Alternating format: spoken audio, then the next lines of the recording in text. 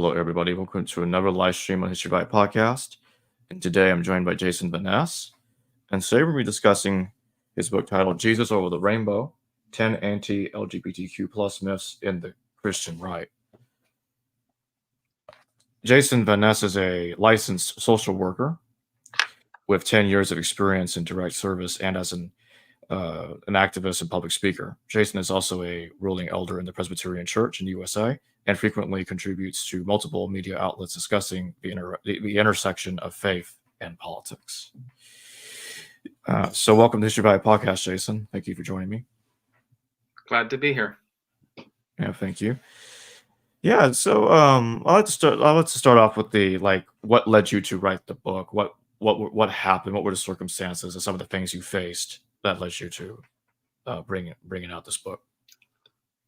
Yeah, I started writing a book in 2017, 2018. I was reflecting on, and I guess I would just like to just put out to the audience the trigger warning because some of the stuff here is pretty deep, but that is religious trauma. So I had started writing a book about 2017, 2018. I was reflecting on my experience as a survivor of clergy sex abuse. I had written the book, and I had started writing a book. It was a weird confluence of events. I was beginning my journey in child welfare as a child protective service caseworker.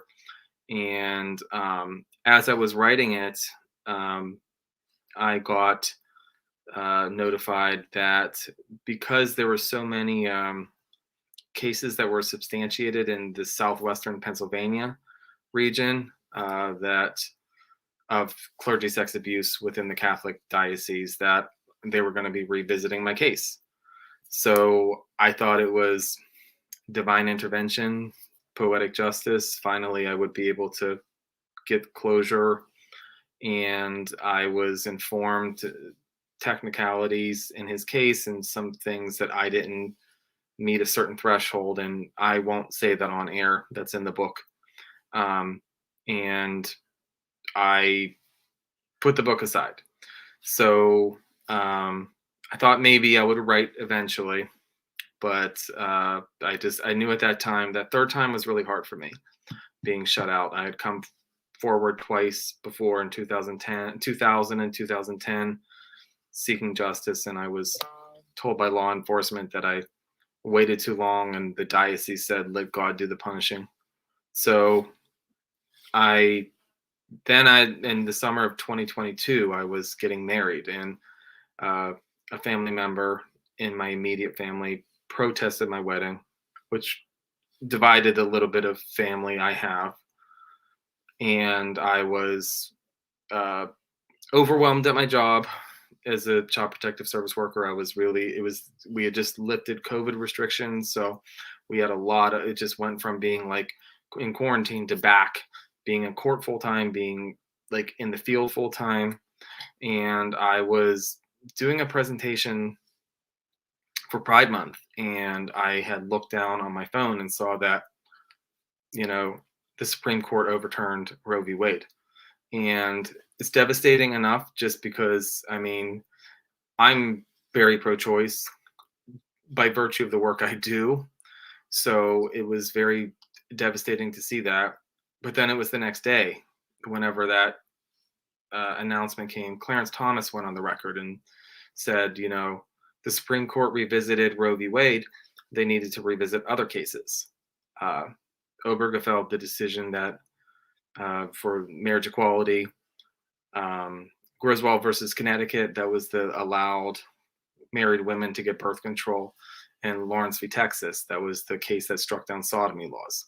And all those cases had right to privacy as the justification for the Supreme Court decision.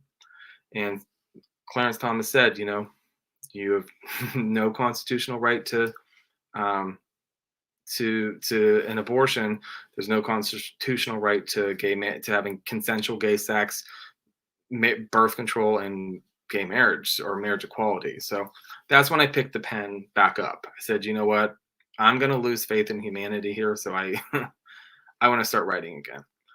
So I started writing, and I was about 6 months in, and um, I had been part of the survivor community for the past 20 years. And the survivor community has meant a lot to me and have helped me a lot, but there's always a few that just have not learned to put their pain in a place that doesn't harm themselves or others. So um, some people were very upset with me that I had abandoned the original book. To them, a person who was a child welfare social worker, invested in protected children, the fact that I wasn't writing about the original book anymore, they were very upset with me. And they hounded me for almost a year, uh, trashing me, making disparaging comments, telling me that I was not only I was causing kids to be abused because I wasn't speaking about my experience. And initially, I just tuned them out and I just did my best to ignore them. But then I found out that because they knew that the point of me originally writing the book was that was going to be my way of telling my family, because my family didn't know. So they knew my family didn't know, several of them. So they threatened to out me. They found my family's information and they threatened to out me. And I got a call on February 19th saying, "We're going to tell your family." So at that point, I don't remember that next 12 hours. I woke up the next day and I went and told my family. And it was devastating because my grandparents paid for my mother one thing, but to tell my grandparents, like, that was just, so I told my grandparents, and I wish it were other circumstances that were about that led me to disclose that to my family, but you know what? I did. So I messaged those people that day. I said, since you wanted it so bad, you got it, and it's in the book. I still wrote the book, and I have a chapter I disclosed and reflected on that in the beginning, titled Unholy Abuse.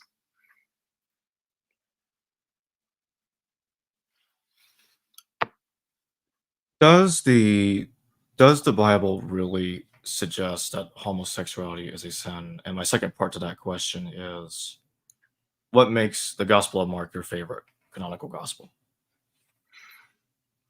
Oh, so I mean, the he's so underrated. So I'll do the second one first. The Gospel of Mark being my favorite. Like, he's so underrated compared to Matthew, Luke, and John. He's no frills. He doesn't even want people to know that he's the Messiah or the messianic secret, so to speak.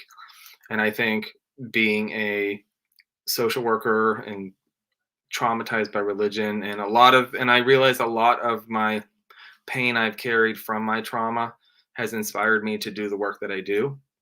And in social work, you don't do it for the money.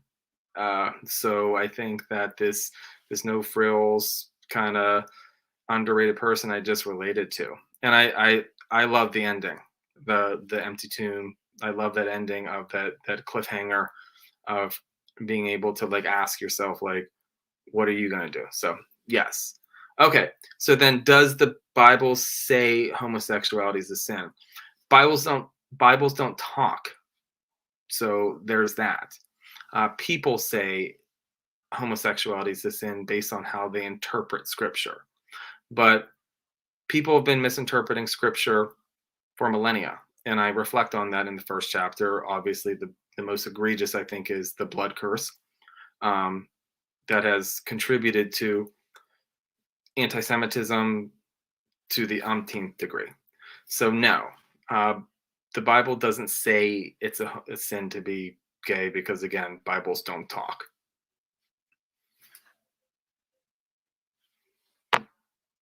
Does it does it condemn does it actually condemn same-sex marriage at all? No, no. I mean, same-sex marriage wasn't in the on the horizon at the time, and that's what I put in the next chapter myth number 2, that so same-sex marriage wouldn't have been even something to even consider.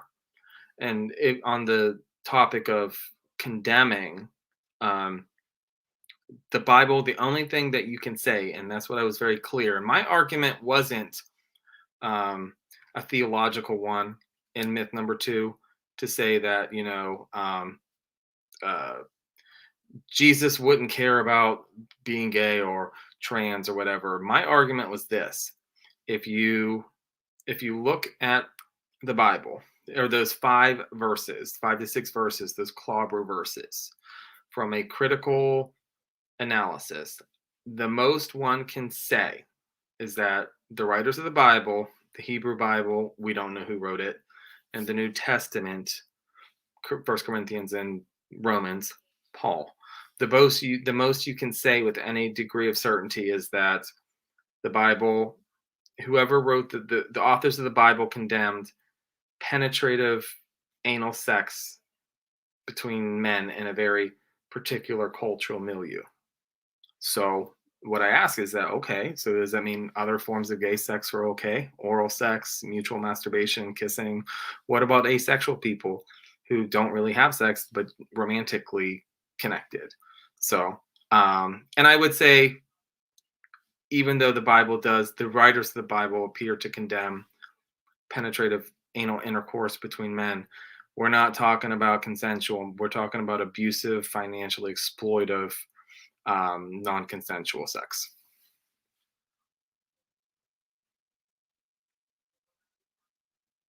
What about the claim that they also make that we're going into myth number three is that it is unnatural or That's funny. yeah. So when they say it's unnatural, it is natural because we have the research on that informs clinical professionals regarding sexual minority people, whether gay, lesbian, bi. The majority of it is on male sexual minority people. Let me just say that. The research we have, and Dr. Michael Bailey, who I cite in the text in the book, anything out after birth as presented as evidence as causative is weak. There's no evidence. And actually, the fraternal birth order theory, I think, is what has put that baby to rest. So when they say unnatural, they're not, that's put to rest. That is done. It is natural in the sense that there's no social influences that contribute to the onset of anyone experiencing attractions to the same sex. When they say unnatural, they're referring to natural philosophy, theory of natural law, Thomas Aquinas, that there is an order that is predetermined, not cultural. That's easily refuted. And regardless, and I talk about this in that chapter specifically, we've moved away from that. We moved to even the most hardcore anti-LGBTQ people, the most hardcore evangelical Roman Catholics, whatever. No, now the guard is it's not a sin to be gay, just don't act on it. So that's a whole other thing. So, and I talk about my experience as a clinical mental health professional, and honestly, I say that's worse than being disowned. If you to tell someone to live your life and deprive yourself of your natural inborn sexual urges, that doesn't work. Unless there are some people who just don't like to have sex, fine. But to tell people to suppress your natural urges, that has consequences, and I reflect on those in the book. But you know what? And again, natural order. Is there a lot of natural order in this world if it weren't for human civilization imposing, bringing in law, and maintaining structure? So it's easily refuted. And I make sure to say that philosophy, various schools of philosophy have contributed to our understanding and the development of sciences and maths and whatnot. But to use them as a basis to make very categorical statements about something, saying that sexuality isn't natural, that's weak. All right, so now I want to move to the fourth myth. Um, Drag queens, and the claim that they often make that drag queens are grooming children. So the myth is that drag queens are grooming children. And let me just tell you that word grooming is 100% code for pedophilia. So they're saying drag queens are sexualizing kids into the lifestyle is what they're saying. So in order to understand this, you have to understand one, within the Christian right, that informal coalition of white evangelicals, Catholics, and even other faith traditions, sometimes, and even atheists sometimes. However, you're talking about a very patriarchal culture that looks down on anything that deviates from that. And that will become even more significant whenever we're talking about trans people. But in this context, the attempt to try to criminalize drag shows happened like right at the time, even when the critical race theory nonsense emerged. So this is where you have to look at the history. And if you look at the history, you'll see this was just a very blatant way to try to put cross-dressing bans back on the books in the United States. Because in the 1960s and the 1970s, at the peak of what they would call the gay liberation movement, it was illegal to be gay, meaning any type of homosexual behavior and that's what led to that Lawrence v. Texas case. But cross-dressing bans, they were in nearly every city. And honestly, if you look at the Pride movement, which started in the Stonewall riots, that wouldn't happen if we didn't have trans and non-binary people who were getting beat up by the police. So this was just a blatant way to try to put this effort to try to criminalize drag was a way to try to put cross-dressing bans back on the books. But then I also say in that chapter, like, okay, so if they're focusing on this, if they're focusing on so-called drag queens sexualizing children, are they talking about other stuff? Because there was a lot of other things I see that is sexualized in nature. And I say, like, pro wrestling. Again, I have no issues with pro wrestling, but if you watch it, even in the so-called PG era of the WWE or the WWF, it's replete with crotch grabbing, humping, sexualized storylines, misogyny. Like, they're not coming after them. What about a lot of classic Disney characters are very sexual? Ariel, Jasmine, Snow White, and Sleeping Beauty practically promote rape culture. Not going after them. And then the child pageantry system. That's one that I really focused on. And I put that in that chapter. Like, if you look at that, those child beauty pageants, I've seen some talents where you would swear the poor kids were prostitutes based off of how they were dressed and presented, but the Christian right isn't going after them. And mind you, the child pageantry system, that's the most popular in the Bible Belt. And I think they're not necessarily promoting it, but they're not going after it. And I think it's because it's a $5 million industry, which is why they don't, which goes to show that it's not about kids.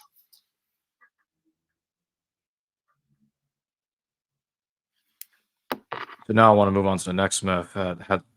In this next one, you talk about the claim that they make that homosexuals are more likely to harm children.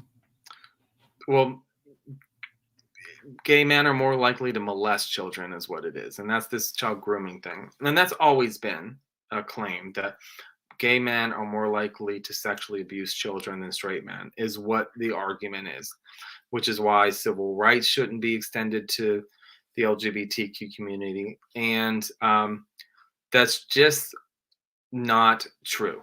And the reason for that is that there's a lot we don't know about pedophilia, but what we do know about it is that it often occurs distinct from what we call mature adult sexual orientation. And this is where the number games I call, and I cite that in the book. And I see it from both the left and the right. The left will say most adult men who abuse children are heterosexual. And the percent in the right will say, well, because there's more male young boys who are victims of sexual abuse than the percentage of gay men. And I struggle to understand a causal relationship there. But regardless, irrespective, what the research shows is that a lot of people who struggle with this biological affliction, and it is a biological affliction, it often occurs distinct from mature adult sexual orientation. A lot of people who are named as offenders in the criminal justice system, and we're talking pretty objectively studied, shown pornographic material to adult pornographic material, really displayed no adult sexual orientation, but they still had those afflictions with attraction to children. Something happens in the brain of pedophiles where most adults have a nurturing response, but pedophiles tend to have a sexualized response. And again, there's no evidence to suggest that it is gay men are more likely to do so. However, in this chapter, my biggest thing was to really say what has contributed to that myth, and I break them down pretty succinctly. One, the field of psychiatry. Yes, it was the homosexuality in the first DSM was a sign of mental illness, and it was in the same category of diagnoses as pedophilia, as sexual deviant disorders. Then I talk about Anita Bryant, the Save the Children initiative, which did immense harm. And while she sabotaged herself, she succeeded in her endeavor because that's something that still happens today. There's a lot of teachers who won't be out because they fear being accused of being a sexual predator. And then I talk about the Catholic abuse scandal and how they handled it. We're talking thousands of men who were priests who were named as offenders. And instead of actually trying to do something scientific or form committees to address what happened whenever this news was breaking from the Boston Globe when that came out in 2003, instead they completely said, we're going to get rid of the gay priest and that will solve this problem.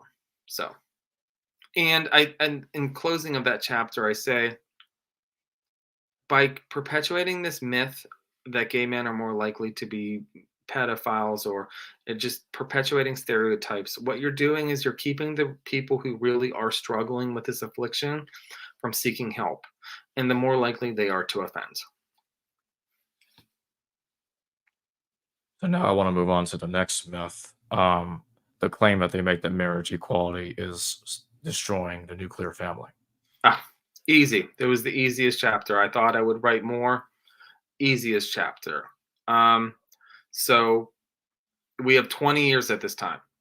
20 years of data from when Massachusetts went illegal, I think 2003, the Netherlands in 2001, and then the Obergefell decision in 2015. If you do the math, that's 20 years. And we're just seeing a continuation of existing trends. Marriage has been on decline since the 1970s. And that's, I think, a lot in part due to women's liberation movement. People just aren't getting married like they did. The other trend that continues is that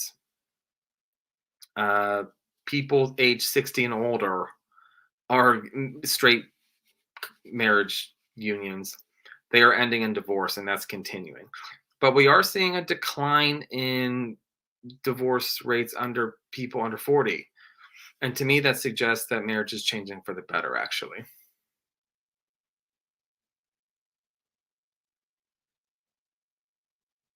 So now I want to move on to the next one.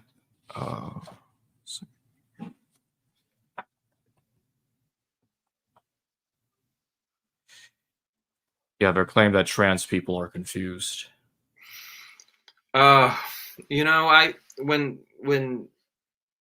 when gay marriage went legal, or marriage equality went legal in 2015, I knew that trans people were going to be next, because that was, that was a devastating loss for the Christian right. And I was right.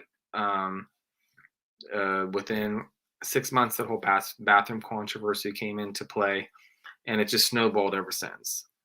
And you often hear them say that the Christian right say that trans people are confused. And usually what you'll hear people like Ben Shapiro will say, well, it's mental illness because it's in the DSM. There's the DSM, the Diagnostic Statistical Manual, field of psychiatry, is not very, it's deficit based. And there's a lot of people there's a movement to get this out of the DSM, that gender dysphoria should be a medical condition, not a mental health condition. Do I think that will happen anytime soon? Probably not, because like the DSM, our healthcare system, the ICD-9 billing system is flawed. So it'll be some time before that happens. But I will tell you, I have worked in clinical settings, and I have treated many trans people who meet criteria for gender dysphoria, but I never used it as a primary mental health diagnosis. But what they're saying, I think what they're saying is, and this is what I talk in that chapter, what they mean to say when this whole confused thing, what they're meaning to say is, and they just won't say it out now, what they mean to say is that being trans, and by the way, there's nothing in the Bible whatsoever that talks about trans people, trans or non-binary people. You could maybe get into the eunuchs discussion, but that's more of a positive. But there's nothing bad. And I've seen one verse, but that verse is, even the most conservative scholar says that's talking about cross-dressing at best. But when they say confused, what they're saying is something along the lines of this: to not identify with the sex that you're assigned at birth and to try to change your gender is to you're playing the hand of God. And my response to that is isn't there a lot we do in life that is so-called playing the hand of God? I hear apologists say, if you look at proponents of intelligent design, they'll say, the eye is the most intricate phenomenon and proof of God's work, like the eyeball. And I'm like, well, then what about these? Isn't that playing the hand of God? Eyeglasses, the millions of Americans who need corrective lenses, isn't life-saving medicine that has extended the lifespan since the biblical times, isn't that playing the hand of God? And what about all those televangelists that get all that plastic surgery? Isn't that playing the hand of God? And what I conclude at the end is that it's not about it. It's not a violation of divine creation. It's a violation of the social hierarchy, is what it is. God made you male, and he gave you testosterone. So you need to embrace that. That gives you dominance, primacy over women, to be a warrior for Jesus. And God made you female to be submissive to your husband and to bring life into this world. And to go against that, so it's not a violation of divine creation, it's a violation of the social hierarchy that is not negotiable for them.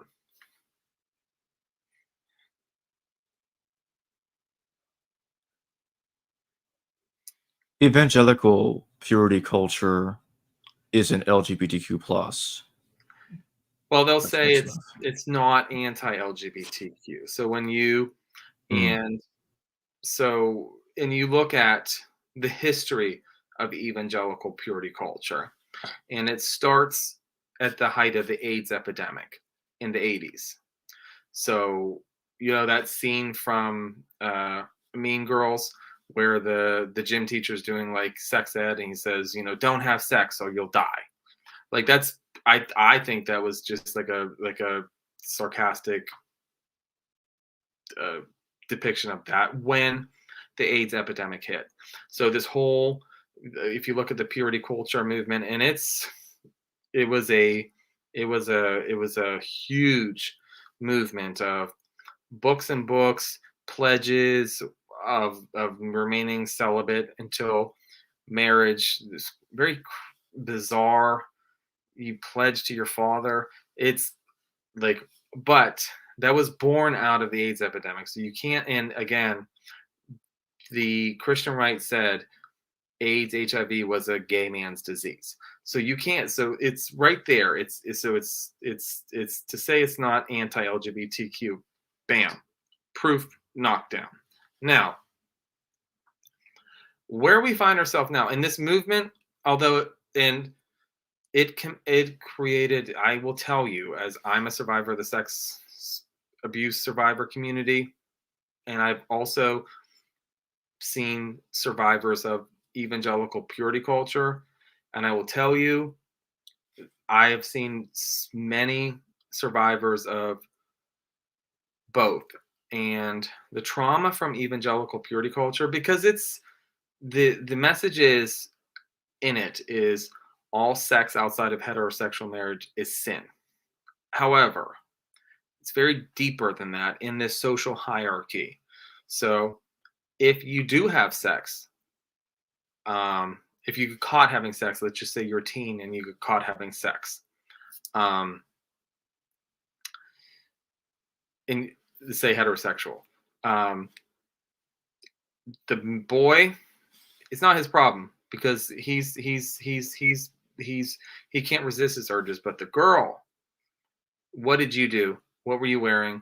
It's very similar to the military kind of sex abuse strategy where they say, like, survivors, because it was so widespread sex abuse in the military, they would tell women, what did you wear, type thing, to entice your person. So it's very similar in the purity cultural movement. However,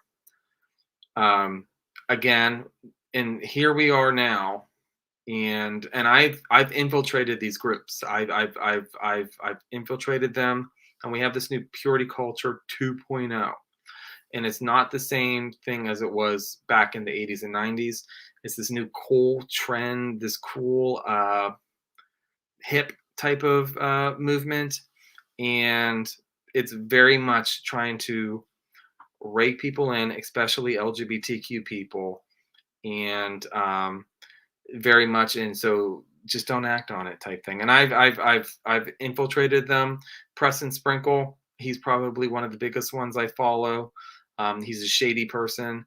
I don't like him, especially for the way he approaches the holy sexuality project type thing. And what I worry with this, especially this purity culture 2.0, is that unlike previous generations, they're not going to realize, vulnerable LGBTQ youth aren't going to realize what they're getting raked into, and trans and non-binary youth in particular, who are very susceptible to this, because what purity culture teaches you is to fear your body, because you need to fear your body and sex.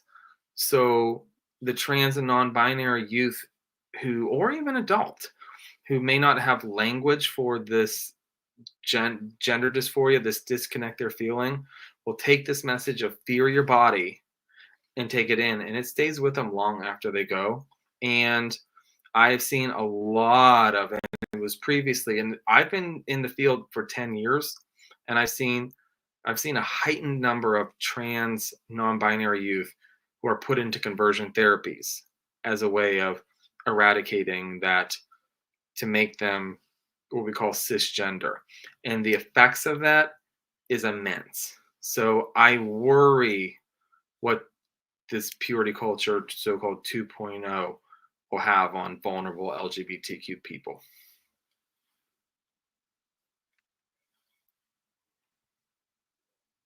So now I want to move on to the next myth, myth 9. Toxic masculinity isn't real.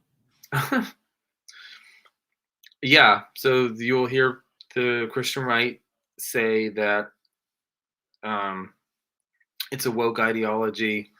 It's not real, and the word toxic by definition means causing harm to self and others. So, and let me just tell you, I have interviewed countless white evangelical men in particular who have told me they had no desire to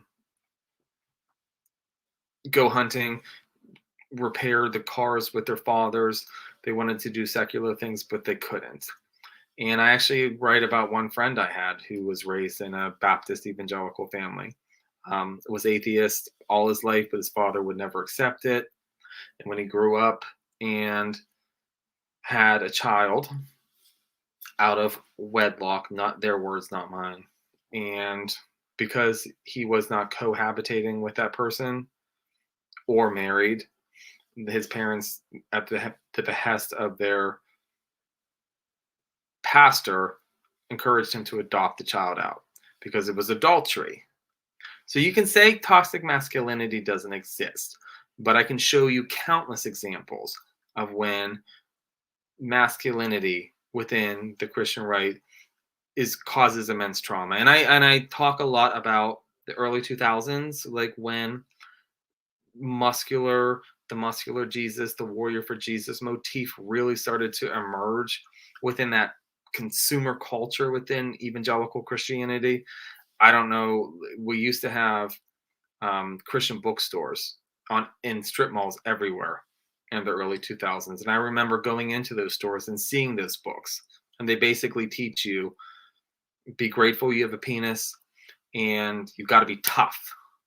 And I reflect on, like I talk about, if you look back in the early 2000s to the late 2000s, MMA really took off, and mixed martial arts. And you would think that would be antithetical to Christianity, but no, it was very popular. This idea of this muscular, rugged Jesus ready to fight. And you would see shirts that say, Jesus didn't tap, or get knocked out for Jesus. And the problem with that is, if you look behind that whole movement, there was countless examples of the same people involved in domestic violence, sexual abuse against children. So, yeah, to say toxic masculinity isn't real, I don't know what else to tell you.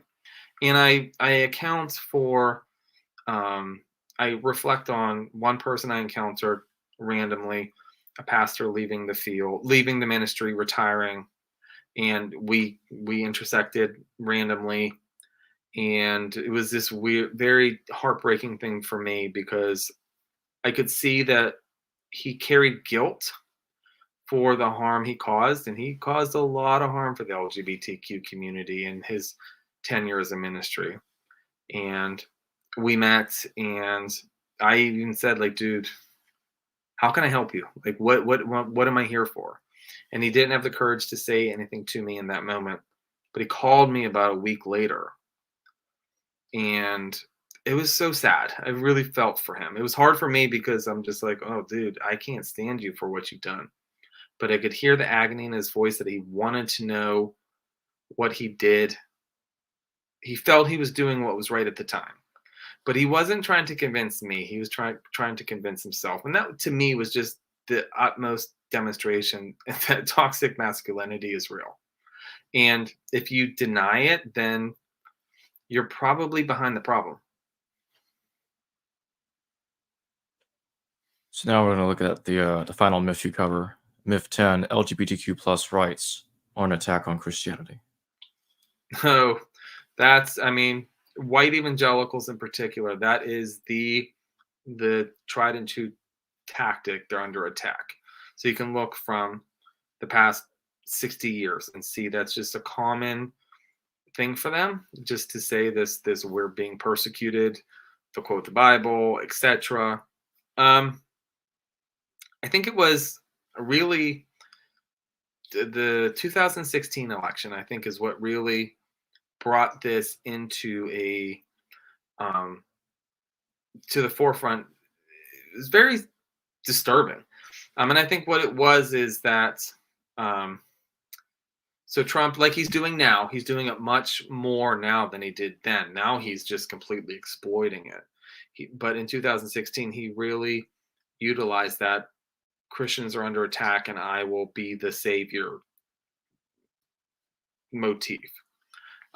You'll often hear people say that it was the 2000 when the Obergefell decision in 2015 when marriage equality went into effect. That was what galvanized them, and that's why they picked Trump. No, they had tracked Trump for years before that. If you can look at the historical record, he was the pick of evangelicals long before then. And you're talking 8 years when Obama was elected in 2008 through 2016. The Christian right took blow after blow after blow after blow. Not only have a black president in office for 2 years, for 2 terms, you had the Matthew Shepard Hate Crime Act that extended federal protection for hate crime protection on sexual orientation. You had Obama allowed for open gay service members to serve openly. The Medicaid expansion went into effect. So it was 8 years of spiritual warfare, and they had enough. So, and he demagogued on that, and it worked for him. He rode that fanfare, that wave of anxiety among evangelicals to the finish line.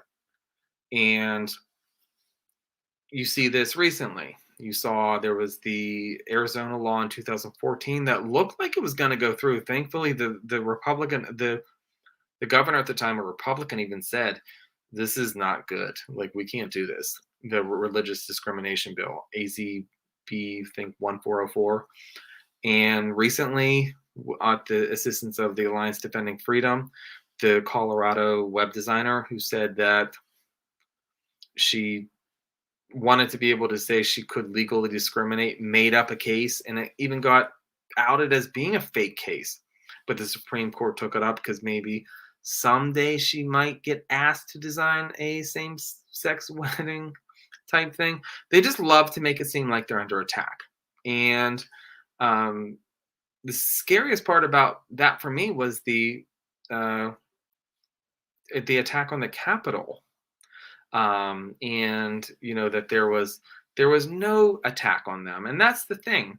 And if you look at this whole emergence of Christian nationalism, it's a small percentage, about 10% of those Christian nationalists that are very detrimental to our democracy, but they truly believe they're under attack. And what I found most compelling in my research, and if you read it in that chapter, we see in the context of Christian nationalism, a person who has a higher level of religiosity, going to church, praying, that can reduce things or improve things like less xenophobic, ethno-racial tolerism. But when it comes to LGBTQ issues, religiosity has no effect in the context of Christian nationalism. So what that says to me is that LGBTQ rights and issues are going to be a major driving factor in Christian nationalism moving forward. And we will see what happens after this next election.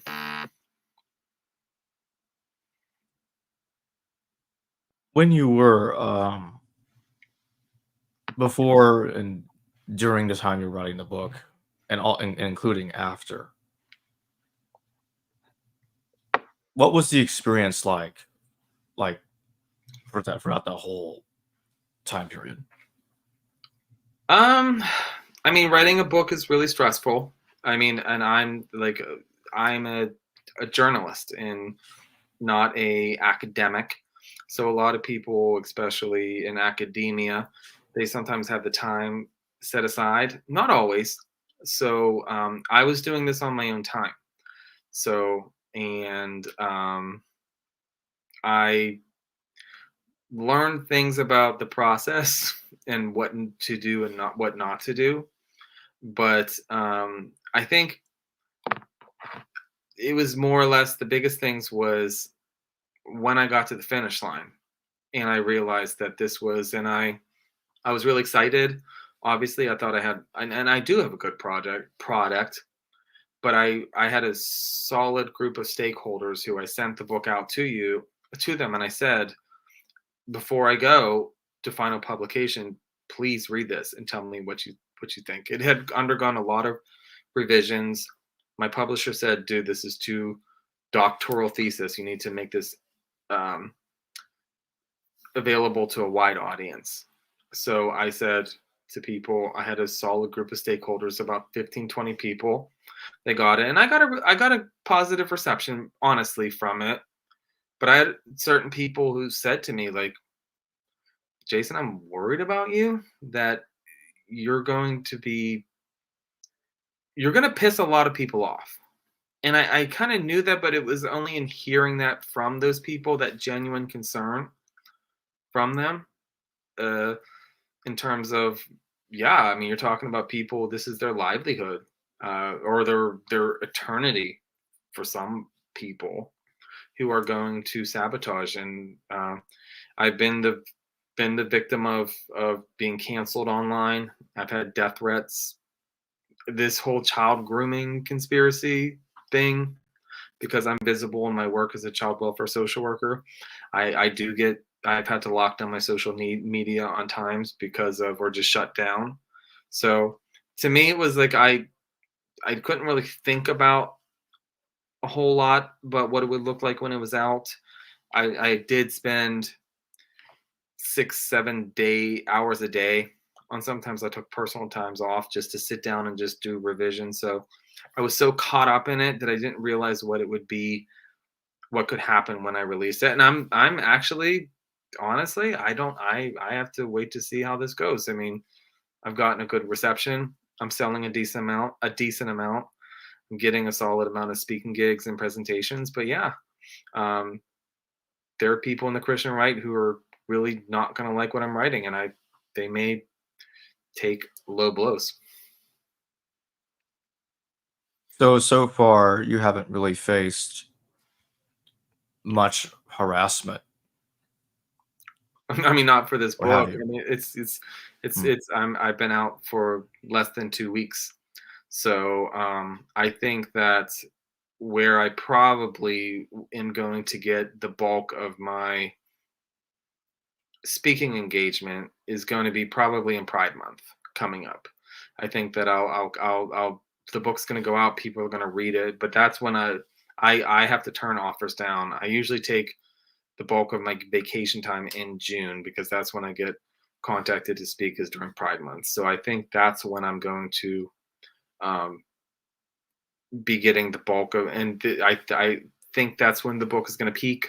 If I'm completely honest, just looking at the sales and talking with my publisher, he thinks that obviously around that time, and we'll see where we are with this election. But no, I will definitely get, and I haven't really looked yet, but once it starts to get some traction, it will probably start on Amazon. The reviews, there's just going to be some trolls who will go in, is what I've been told, in the next month or two, to expect people just to go in and give it a low rating. They probably have never read it. They're just going to give it a 0 star out of 5 and write horrible things about it. Instagram is usually where I get the most aggressively egregious trolls who tell me I'm a child groomer and whatnot. So right now, I'm in the eye of the storm, I think. Adia Morgenstern, thank you for your super chat. Thank you, Jason. Thank you for supporting authenticity, Jacob. Well, you're welcome, Adia. Thank you for the super chat. In fact, there's a earlier comment Adia made. I'm going to pull it up on the screen.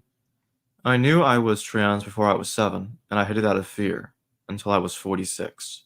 That kind of mental trauma is hard to survive and recover from. Yeah, thank you for sharing that, Adia. I'm curious. I mean, I don't know if Addie, I don't know Addie's pronouns. Like, if Addie, like, um, if there was religious influence. I mean, trans people are misunderstood in general, but I'm just curious if there was a religious influence to you not coming out, or.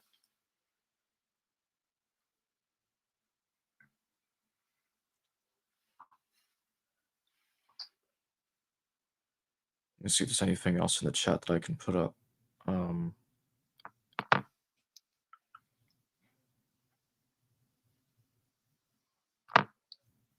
don't see anything else I can put up right now. So I guess I'll ask my.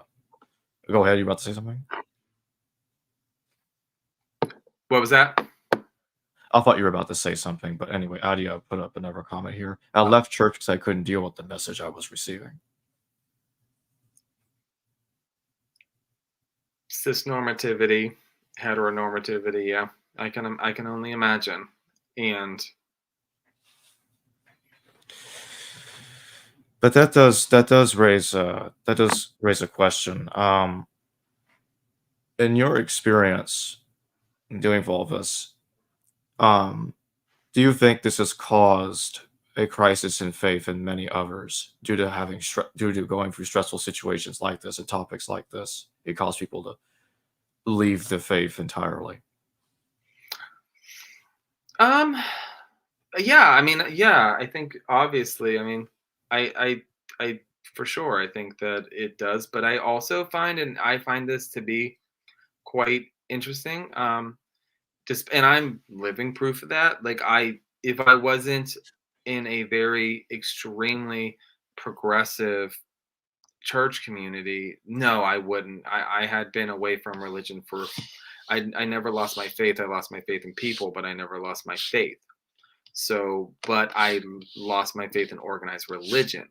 So the only reason why I am back within the PC USA is just because I happen to find a very progressive um, church that it says from the gate, like, and I had a very long talks with my pastor about that before I even came back. So, but you'd be surprised. A lot of LGBTQ people are actually quite religious, and I get hammered. I get hammered by the survivor community for it. I get hammered by the atheist community for it. And I get hammered by the LGBTQ community, a lot of people for it. Because why would you want to? All I can say is people have done that. So, yes, I do think there's a decent amount of people who leave religion because of because of the message and what Adia was saying, the message they're getting, these things of the nuclear family being everything, abortion being murder, of how gay people going to hell type thing. So yes, that's enough to scare anyone away. But I also say at the same time, there's a decent amount of people who come back to religion. I was surprised to say, I would say I've seen more than anything, I've seen a decent amount of trans people who actually, yeah, they have their still have their relationship or connection to the divine, if I may. So, but that ain't in evangelical communities, and that's one thing actually I didn't do, and I think it's important to define, if I may, Jacob. Sure. Defining when we say the Christian right, what does that mean? So I defined that in the introduction, and it's important to know just because it has implications. So when we say the Christian right, that's an informal coalition of traditionally white evangelical and Catholics, and banding together, even though they both think the other one's going to hell. They band together typically on controversial social issues, LGBTQ issues, and abortion being two of the main ones. But it also is not limited to those two. Jewish people, Muslims band together. We've seen recently, I think it was in Wisconsin recently, evangelicals and Muslims were banding together on book bans, coming together to try to get certain books out of schools. But I think the biggest thing to understand when you say the Christian right is the people think that abortion was always an evangelical issue. It wasn't. It only became an issue a few years after the Roe decision. And the reason why that is because Catholics and evangelicals didn't. That came down to school segregation issues.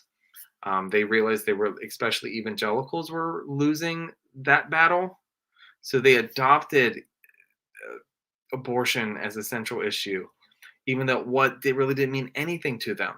That was a Catholic issue.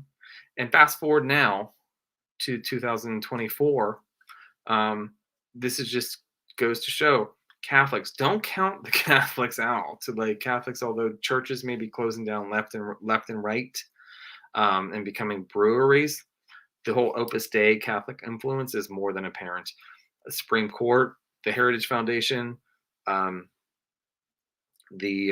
Project 2025, that's a major Catholic issue. And I think if you look for anything, IVF wasn't an issue for in vitro fertilization, wasn't an issue for evangelicals up until this year because it was a Catholic issue. So when you talk about the Christian right, you have to look at it. I wouldn't worry about, and I do define evangelical in the book, but I would say look at it as a cultural movement and what have those implications been over the past 50, 60 years.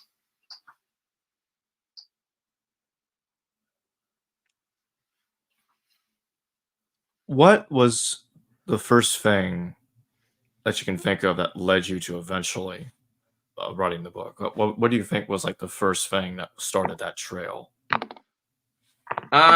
It was my uncle had protested my wedding. That I would say if it was anything,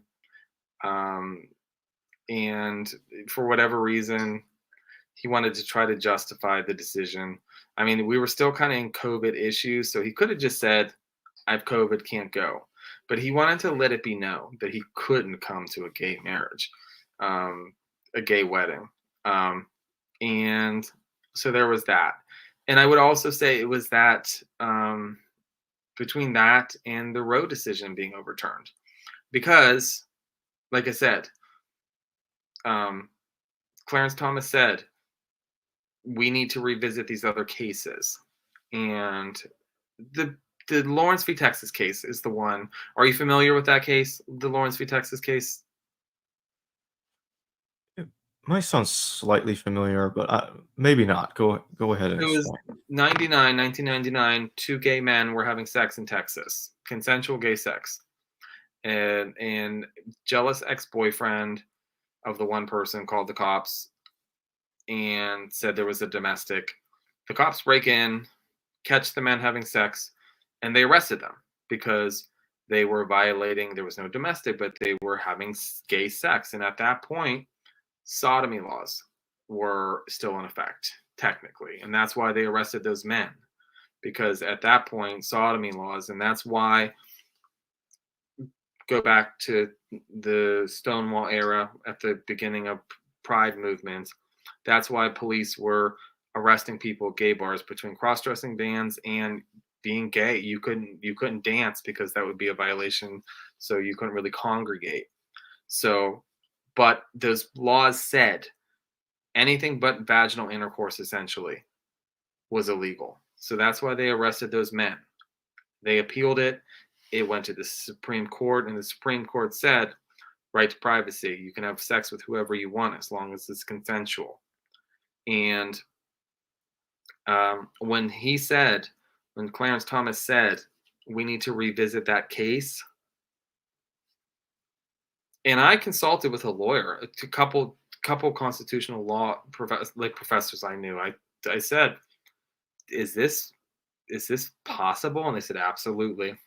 Even if a case made its way to the Supreme Court, even if let's just say a case made its way to the Supreme Court and they didn't reinstate sodomy laws, the fact that a case made its way to the Supreme Court would show that how much of an influence the Christian right was having, not only on our legislative body, but also our judicial system. So that, I think, was, to me, what inspired me to write, because I was just like, wow.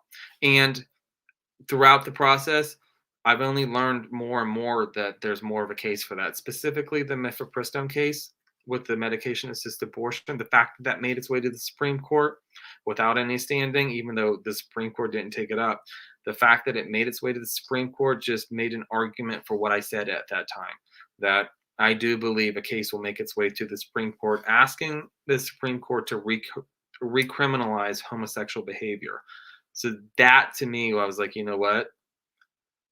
I got to start writing, and I write in the beginning of the book. I said it's not enough to ask the question, why are certain Christians anti-LGBTQ? The simplest answer is because they're taught to believe that. But what are their arguments they use to justify their claims that being LGBTQ is immoral? And that's what was more important to me.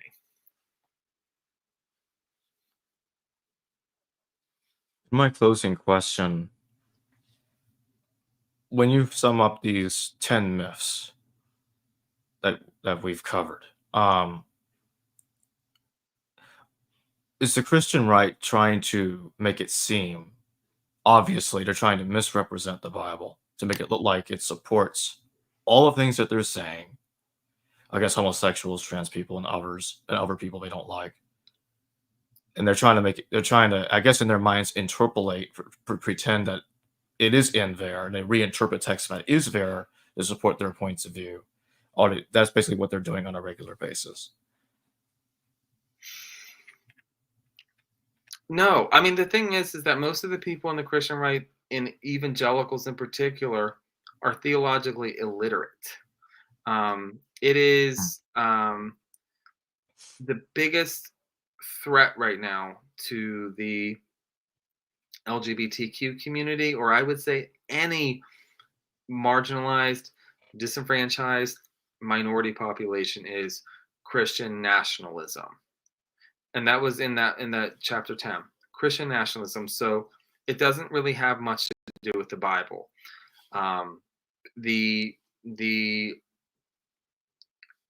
Especially evangelical, the term evangelical is becoming less and less theologically significant. It's an ethnopolitical identity. So no, there's nothing in the Bible to really support these claims. However, within Christian nationalism, so that you can't understand this book and other similar books unless you understand Christian nationalism. The idea that in white Christian nationalism, particularly, the idea that this nation was founded on Christianity, and other faith traditions are to be feared, and these very heteronormative, cisnormative values. And it's really about getting back to the 1950s, if you think about it. So no, I would say, if anything, if anyone wants to understand anything that I'm talking about, I would say prerequisite Christian nationalism, hands down. With that being said, everybody, the link to purchase Jason's books in the description below, the affiliate link, and it's also going to be in the pinned comment. Thank you for joining me today, Jason and Ness. Thank you. Have a great night. Yeah, you too. Thank you. Hello viewers, thanks for watching this video from the History Valley YouTube channel. Please don't forget to subscribe and hit the notification bell. And if any of you wish to further support this channel, please consider checking out this channel's Patreon page and becoming a patron, and or donate through PayPal or through Super Chat during your live stream. Thank you.